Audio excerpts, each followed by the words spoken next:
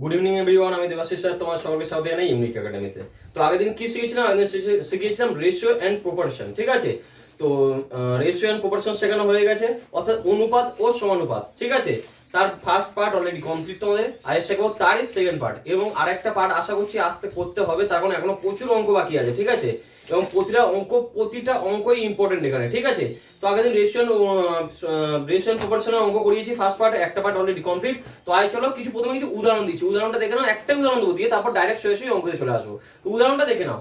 কখনো কখনো এরকম হবে, ভালো করে দেখো, তোমাদেরকে আমি চারটে সংখ্যা দেখিয়েছি, অনুপাত বের করা দেখিয়েছি, সবকিছু আমি শিখিয়েছি, চারটে সংখ্যা বের করা শিখিয়েছি। তো আয় ধরো দিল প্রথম কথা, ফার্স্ট সংখ্যা দিল, বললো 1 এবং 2, বললো প্রথম এবং দ্বিতীয় সংখ্যা এই দুটো, ঠিক আছে? এটা বললো কি ফার্স্ট, ভালো করে দেখবে কিন্তু ফার্স্ট, এটা বললো সেকেন্ড, ওকে? এরকম বললো, ভালো করে সবাই দেখবে। বললো এটা সমানুপাতে আছে, বললো প্রথম এবং সেকেন্ড এই দুটো, ঠিক আছে? ফার্স্ট এবং সেকেন্ড এটা। যদি বলে চতুর্থটা বের করো, ঠিক আছে? ভালো করে শুনবে, যদি বলে চতুর্থটা বের করো, আমি তো থার্ড জানি না, তাহলে চতুর্থ বের করবো কি করে? যদি প্রথম এবং সেকেন্ড দিল, সেকেন্ড প্রথম এবং দ্বিতীয় দিয়েছে, এবার কি বলেছে চতুর্থতম বের করো। আমি এখানে থার্ড জানি না, সেখানে চতুর্থতম কি করে বের করবো? ভেরি ভেরি একটা ইম্পর্টেন্ট উদাহরণ দিতে চলেছি, ভালো করে দেখবে। যেহেতু আমি জানি না থার্ড কি, তাহলে ফোর্থ কি করে জানবো? সব ফার্স্ট কাজ কি থার্ড বের করো। থার্ড কি করে বের করবে? তোমার সেই আগেকার নিয়ম, 1:2, 2:2, single:x, ওকে? এইভাবে তো থার্ডটা বের করবে, তাহলে কি বেরোবে? 1/2 = 2/x, ওকে? তাহলে কি হবে? x = 4, কোনাকুনি গুণ হয়ে গেল, এটা উপরে গুণ হয়ে গেল, এটা উপরে গুণ করে তুলে দিবে, x = 4। তার মানে কি পেলে? ফার্স্ট পেয়েছো, সেকেন্ড আছে, থার্ড পেয়ে গেলে 4, সরি, থার্ড পেয়ে গেলে 4, ওকে? এবার বলেছে কি চতুর্থতম বের করো। আমার তো মোটেও এটা তো লাস্ট, এটা তো চাইনি, আমার চেয়ে চাও চতুর্থতম। তাহলে কি বের করো? ভালো করে দেখো, 1:2, তারপরে কি 4, single:x, ওকে? তাহলে এটা কি হবে? 1/2 = 4/x, ঠিক আছে? তাহলে x এর মান কত বেরোবে? 4 × 8, এটাই অ্যানসার, ঠিক আছে? 4 মোটেও অ্যানসার না, এখানে 4 চান্স দিয়েছে, 4 নম্বর, মানে 4 নম্বর করে কি আছে? 4, ঠিক আছে? অর্থাৎ কি হবে? 8 হবে। তাহলে এটা সমানুপাতিক হারে আছে, ঠিক আছে? তো চলো, এটা ছিল ফার্স্ট উদাহরণ। এই উদাহরণটা খুব ভালো জিনিস, এটা কোনো সেরকম ভাবে এই অঙ্ক আসে না, কিন্তু আসতে পারে, ঠিক আছে? এমন নয় যে আসবে না, আসেনি মানে এরকম নয় যে আসতে পারে না, ঠিক আছে? এই ধরনের অঙ্ক আসতে পারে। এরকম বলবে 1 এবং 2 বলে দেবে, বলবে ডাইরেক্ট বলবে চতুর্থতম কোনটা। তো চতুর্থতম ডাইরেক্ট এভাবে বের করা যাবে, তার আগে থার্ড বের করতে হয়, থার্ড বের করে তবে চতুর্থতম যাবে, ঠিক আছে? চলো চলে যাবো এবার কোশ্চেনের দিকে, মেন কোশ্চেনের দিকে। চলো চলে আসবো প্রথম কোশ্চেনের দিকে, ঠিক আছে? ভালো করে দেখবে, a:b দেওয়া আছে, b:c দেওয়া আছে, c:d দেওয়া আছে, বলেছে a:d এর মান কত। ভালো করে শুনবে, এটা কিন্তু সেই আগের দিন যেমন শিখেছিলাম a:b:c:d বের করার কোনো জায়গা নেই। তার কারণ কি? এখানে শুধু a আর d এর মান চেয়েছে, ঠিক আছে? এইখানে আমি কি করে সময়টা বাঁচাবো? আগের দিনের মতো করলে অবশ্যই উত্তর মিলবে, এরকম না যে উত্তর মিলবে না, অবশ্যই উত্তর মিলবে, কিন্তু আমাদের এখানে সময় বাঁচাতে হবে, তাই তো? তো সময় বাঁচানোর পদ্ধতি দেখে নাও, কিচ্ছু করতে হবে না। a/b গুণ b/c গুণ c/d ইকুয়াল টু কত? 4 × 3 গুণ 7 × 5 গুণ 9 × 8, ব্যাস। 3 × 3 = 9, 4 × 2 = 8, 3 × 7 = 21/10। এখানে দেখে নাও, bb কেটে গেল, cc কেটে গেল, তাহলে কত পড়ে থাকলো? a/d সমান 21/10। অর্থাৎ কি হলো? এই অঙ্কটা করানোর মানে একটা, এই ধরনের অঙ্ক আমি আগের দিন করিয়েছি, তবু কেন করালাম? প্রথম কথা, অঙ্ক করার ক্ষেত্রে সময় কি করে বাঁচানো হয় সেটা তোমাদের চিন্তা ভাবনা করতে হবে। তোমাকে আমি দুটো প্রসেস শেখাচ্ছি, লেন্দি প্রসেস এবং শর্ট প্রসেস, যার যেটা পছন্দ হয় করো, কিন্তু একটাই কথা বলবো, সবসময় চেষ্টা করো একটু কম টাইম বাঁচাও। টাইম না বাঁচালে পরীক্ষা হলে কিন্তু সমস্যা পড়বে। আগের দিনের মতো যদি a:b:c:d ভেবে এর মান বের করা, b এর মান বের করা, c এর মান বের করা, d এর মান বের করা, ওইভাবে করতে হলে অনেকটা সময় লাগে, সেটা তোমরাও জানো আর আমিও জানি, ঠিক আছে? অর্থাৎ কি করে, পরীক্ষা হলে একটা জিনিস ম্যাটার করে, কে কত কম সময়ে অঙ্ক করছে, কে কত বড় করে করছে সেটা কেউ দেখতে যাবে না। সবার কাছে একটা জিনিস প্রয়োজন, পরীক্ষকের কাছে একটা জিনিস দরকার, সেটা হচ্ছে উত্তরটাই ম্যাটার করে, কি করে করেছে কেউ দেখতে যাবে না, ঠিক আছে? অর্থাৎ কি করবে? সময় বাঁচাও, ঠিক আছে? চলো চলে যাবো নেক্সট কোশ্চেনের দিকে। তো চলো, এখানে ভুল করে আমি বি লিখেছিলাম, ওই জন্য দেখিয়ে দিচ্ছি, এটা বি নয় ডি হবে কিন্তু, ঠিক আছে? আমি খেয়াল করিনি, যাই হোক বি কেটে দিয়েছি, সি কেটে দিয়েছি, a/d, অর্থাৎ a/d সমান 21/10, ঠিক আছে? চলো চলে যাবো নেক্সট কোশ্চেনের দিকে। চলো চলে আসবো 2 নম্বর কোশ্চেন দিকে। কি লেখা আছে ভালো করে দেখো, if a/2 = b/5 = c/8, then the value of a - b + c/b, ঠিক আছে? ভালো করে দেখবে, এর ভ্যালু বের করা আমি আগের দিন শিখিয়ে দিয়েছি। এর ভ্যালু কি হয়? এর ভ্যালু 2ই থাকবে, b এর ভ্যালু 5ই থাকবে, c এর ভ্যালু 8ই থাকবে, ঠিক আছে? কেন? আগের দিন সেটা শিখিয়ে দিয়েছি। তার কারণ এই ইকুয়াল টু কে ধরা হয়, কে মানে ধ্রুবক, ঠিক আছে, ধ্রুবক ধরলে কি হবে a ইকুয়াল টু 2k, লাস্টে কে গুলো কেটে যাবে না, আমরা যেহেতু বড় হয়ে গেছি সেই জন্য, তোমরা যেহেতু বড় হয়ে গেছে সেই জন্য আলাদা করে কে ধরবে না, ডাইরেক্ট দিয়ে দেবে, বসিয়ে দেবে, না বসিয়ে দাও, কি আছে এর ভ্যালু 2 বসিয়ে দাও, মাইনাস b এর ভ্যালু কত আছে 5 বসিয়ে দাও, c এর ভ্যালু কত আছে 8 বসিয়ে দাও, ডিভাইড বাই b এর ভ্যালু কত 5, ঠিক আছে। এইবার দেখো মজার জায়গা, আগের দিন তোমাদেরকে বদমাস শিখিয়েছি, বদমাস টদমাস সবই শেখানো কমপ্লিট, এবার ভালো করে সিস্টেমটা দেখে নাও। এখানে করার প্রসেসটা কি ভালো করে দেখবে, এর সামনে প্লাস আছে, এর সামনে প্লাস আছে, সবার ফার্স্ট প্লাস প্লাসে প্লাস হবে 10 plus 10 minus 5 by 5 equal to 5 by 5, 5 1 কে 5, অর্থাৎ অপশন আছে একই হচ্ছে কি উত্তর, এক হচ্ছে উত্তর। এই জায়গাটা অনেকে ভুল করে, -5 দিয়ে কি করবে ভাই, ঘেটে দেবে না, বারবার বলছি, -5 দিয়ে করলেও হবে, এরকমটাই হবে না সেরকম ব্যাপারটা নয়, -5 দিয়ে করলে এখানে কি হবে -3 প্লাস 8, সেখানেও +5ই আসবে, সেটা কথা নয়, কিন্তু কথাটা হচ্ছে কি যেটা প্রপার নিয়ম সেটা করবে, বারবার যেরকম গুলিয়ে লাভ নেই, যাদের আগে যোগ আছে যোগগুলো করে নাও, তারপর বিয়োগ করো, যেরকম বেসিক কনসেপ্টের উপর যাবে, বেশি তাড়াহুড়ো করতে গেলে গুলিয়ে যাবে, বারবার বলছি হুড়োহুড়ি করবে না, প্রবলেম হবে, ঠিক আছে, যেরকম আছে যোগ আছে যোগগুলো আগে করে নাও, তারপর বিয়োগটা করো, কোনো অসুবিধা নেই। তো তো এটা ছিল সেকেন্ড কোশ্চেন, চলে যাবো নেক্সট কোশ্চেনের দিকে, চলে আসবো 3 নম্বর কোশ্চেন দিকে। 3 নম্বর কোশ্চেনে কি আছে সবাই ভালো করে দেখবে, what number should be subtracted from the terms of the ratio 50:90 in order to make it 3:4, ঠিক আছে, একটা কি বলেছে কত বিয়োগ করতে হবে, এই কত এই অনুপাত থেকে কত বিয়োগ করলে 3:4 হবে, ঠিক আছে, কি বলেছে এই অনুপাত থেকে কত বিয়োগ করতে হবে করলে 3:4 আসবে, চলো দেখে নেওয়া যাক। আমি ধরলাম x বিয়োগ করব, তাহলে কি হবে, এটা আসবে 15 - x minus divide by 19 - x equal to 3/4, ঠিক আছে, এই তো ইকুয়েশন।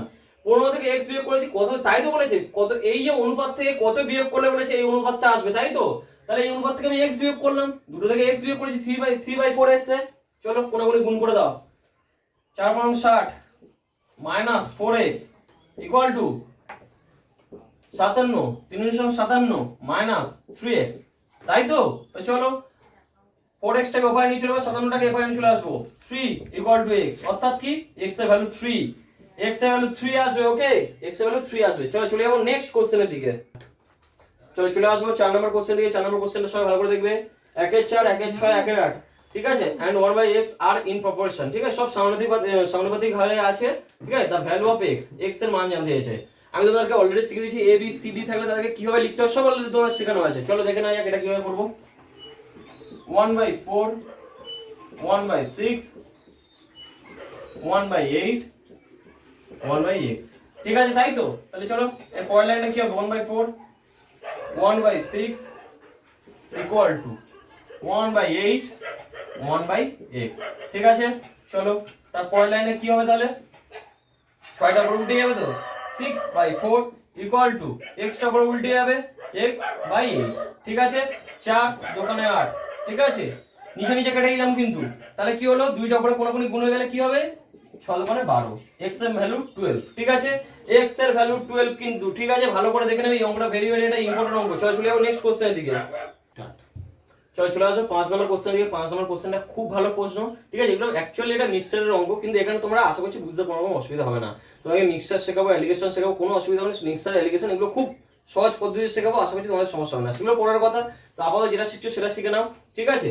তো কি বলেছে, এই mixture contains alcohol and water in the ratio 4:3, অর্থাৎ কি একটা মিশ্রণে জল এবং অ্যালকোহলের অনুপাত কত আছে 4:3, না সরি জল এবং অ্যালকোহল না, অ্যালকোহল এবং জল, ঠিক আছে, এই যে উল্টো করলে উল্টো হয়ে যাবে, যাই হোক, অ্যালকোহল এবং জলের অনুপাত আছে 4:3, if 7 litre of water is added to the mixture, 7 litre কি করলো, জল কি করেছে মিক্সচারে, মানে ওই মিশ্রণে ঢেলে দেওয়া হলো, ঠিক আছে, the ratio of alcohol and water becomes 3:4, ওই যে মিশ্রণটা ছিল সেটা এবার কি হয়ে গেল, আগে ছিল 4:3 এবার হয়ে গেল 3:4, ওকে, তাহলে কি বলছে, find the quantity of alcohol in the mixture, অর্থাৎ কি প্রথমে যে 4:3 ছিল এর মধ্যে কত লিটারে অ্যালকোহল ছিল, ঠিক আছে, এটাই জানতে চাইছি, চলো করে নেবো। আমি ধরলাম প্রথমে 4:3, তো আমি ধরলাম একটা ছিল 4x একটা ছিল 3x, চলো কাজ শেষ।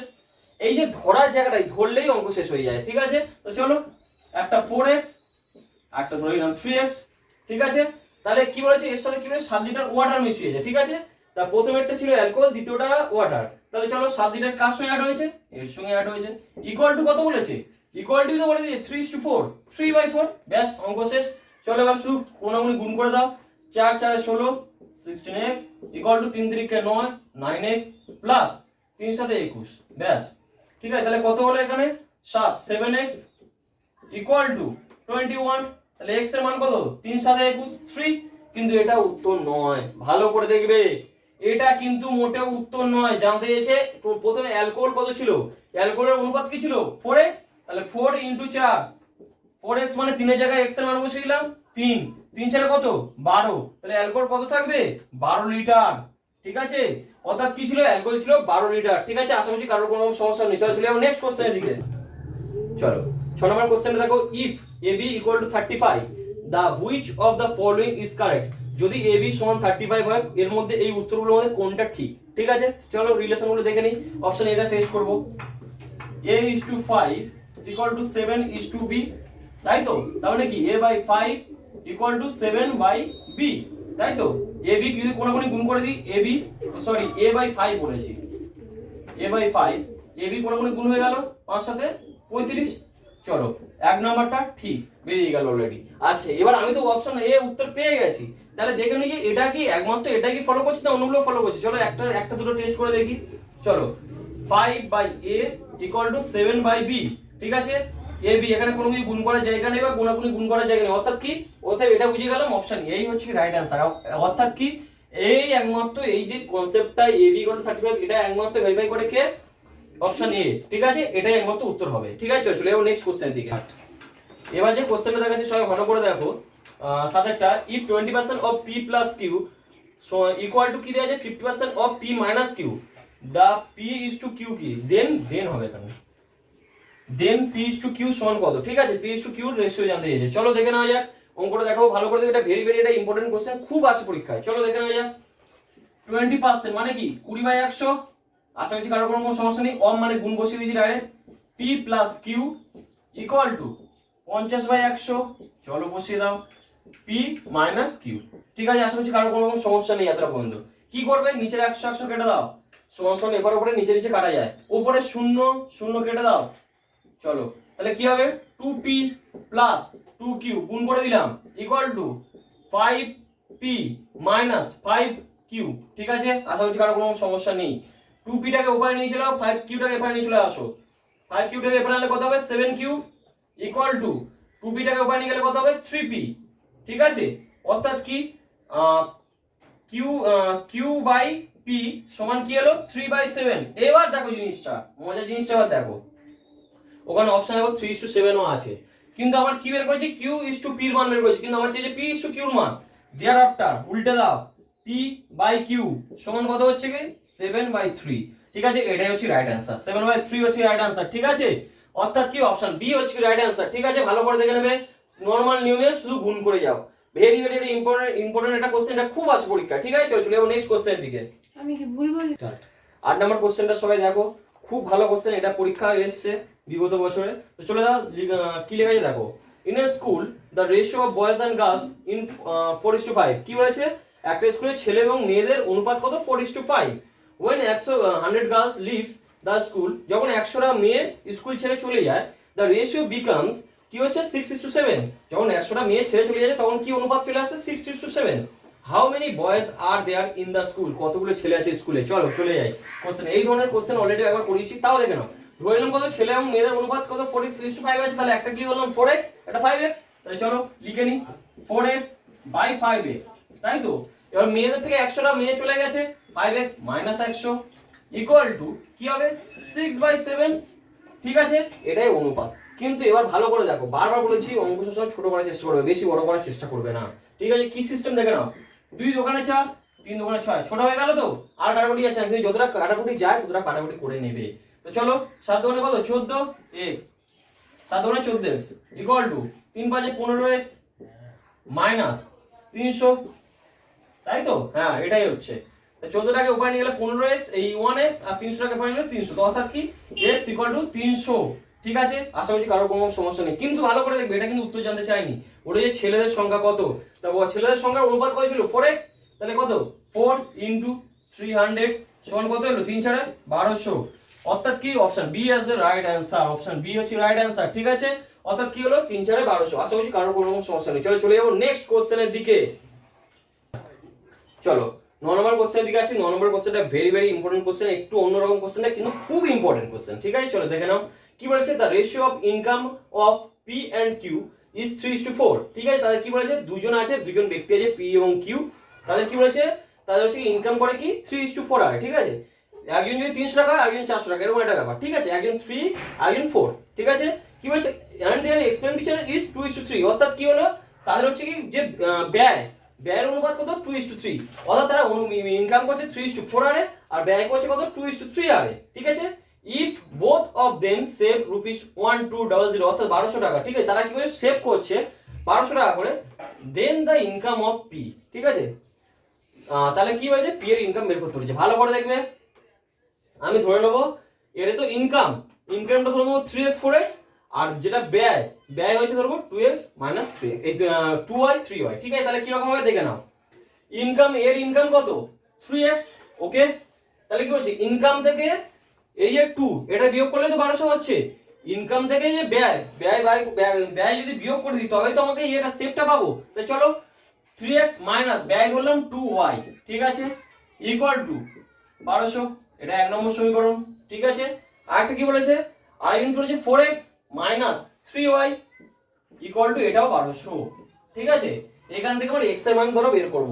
x এর মান বের করতে গেলে একটা তো কাটতে হবে, তাহলে কি করব, এখানে 3 আছে এখানে 2 আছে, 3টা ওইদিকে গুণ করে দেবো, 2টা নিচে আমি গুণ করে দেবো, এটা 2 নম্বর সমীকরণ। ওকে তাহলে এটা 3 দিয়ে গুণ করে দেবো আর এটা 2 দিয়ে গুণ করে দেবো। চলো 3 দিয়ে গুণ করে বসিয়ে দাও, 3 3 কে 9 9x minus 3 2 6 6y equal to 3 36 0 0 2 দিয়ে গুণ করে দাও, 4 2 8 8x minus 3 2 6 6y equal to 12 2 24 বসিয়ে দাও, বিয়োগ করে দাও, বিয়োগ প্লাস বিয়োগ 6y 6y কেটে গেল, তাহলে x ইকুয়াল টু কত হলো 4 2 6 2 1 3 1200। ঠিক আছে তাহলে কি হলো, এটা হচ্ছে কি x এর ভ্যালু, 12 বলছে এটা কিন্তু x এর ভ্যালু।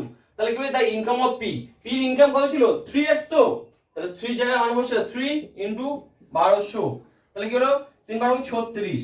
তাহলে পি এর ইনকাম কত 3600 টাকা, পি এর ইনকাম 3600 টাকা। ঠিক আছে আশা করছি কারোর কোনো বুঝতে অসুবিধা হয়নি। চলো চলে যাবো নেক্সট অঙ্কের দিকে। চলো চলে এসেছি আজকে লাস্ট অঙ্কের দিকে। ঠিক আছে অঙ্কটা ভেরি ভেরি একটা ইম্পর্টেন্ট অঙ্ক এবং সব থেকে আলাদা রকম অঙ্ক। ভালো করে দেখবে, কনসেপ্টটা বুঝবে, অঙ্কর কনসেপ্টটা অন্যরকম দেখাচ্ছি। ভালো করে দেখো কি বলেছে শোনো, ₹6400 টাকা আর divided among the 3 workers in the ratio 3/5 is to 5/3 the share of B. ঠিক আছে অর্থাৎ কি 6400 টাকা তিনজন কর্মচারীর মধ্যে ভাগ করে দেওয়া হলো কি অনুপাতে, 3/5 2 আর 5/3 অনুপাতে, রেশিও অনুপাতে। ঠিক আছে তাহলে কি বলেছে, শেয়ার অফ বি, বির কত টাকা পাবে। ঠিক আছে চলো দেখে নাও, এটা করার প্রসেসটা দেখবে, খুব একটাই লাইনে 1 থেকে 2 লাইনে অঙ্কটা করব, কিন্তু অঙ্কের প্রসেসটা জানা জরুরি, প্রসেসটা ভালো করে দেখবে। 3/5 is to 2 is to 5/3।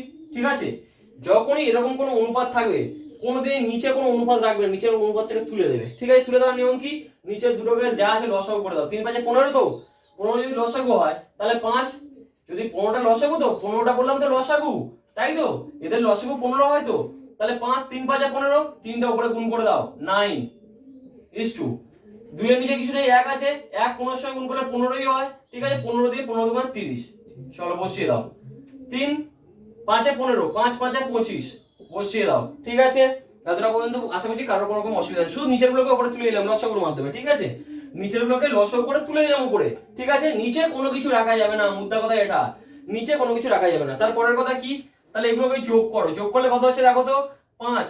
ঠিক আছে 5 আর 9 4 14 4 আগে 1 3 2 5 আগে 6 64 64 হয়েছে। অর্থাৎ ত্রিজ্যের যে অনুপাতটাকে যোগ করলে 64 হয়েছে, আর মোট দিয়েছে কত 64 6400ই তো, ব্যাস বসিয়ে দাও। এটাই তো দিয়েছিল ওরা মোট, আর আমার অনুপাতের যোগফল এত বেরিয়েছে, তো এটার কত গুণ 100 গুণ, বসিয়ে দাও। এটা যদি 100 গুণ হয় তার মানে এগুলো 100 গুণ, এটাও 100 গুণ, করে দাও 100 গুণ, তাহলে কত হলো 3000। এটাই হচ্ছে কি आंसर।